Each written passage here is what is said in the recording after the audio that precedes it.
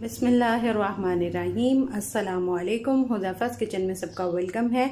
आज मैं लेके आई हूँ आप लोगों के लिए बहुत झटपट तैयार होने वाली और बहुत इजी या खजूरें कुछ लोगों को बहुत ज़्यादा पसंद होती हैं और वैसे भी जो है ये ताकतवर होती हैं, तो ये खानी चाहिए डेली बेस पे भी। तो मैं आज इसकी जो है वो डेट बॉल्स, खजूर बॉल्स जो हैं वो बनाना सिखाऊंगी। चलिए अब चलते हैं रेसिपी की तरफ।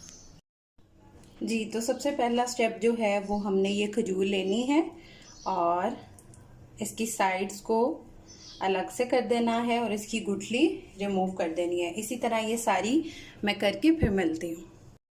जी, तो ये सारी मैंने कर ली हैं। अब इसको एक कांटे की मदद से हम इस तरह से इसको नरम कर लेंगे। ठीक है, मैं ये करके फिर आपको मिलती हूँ।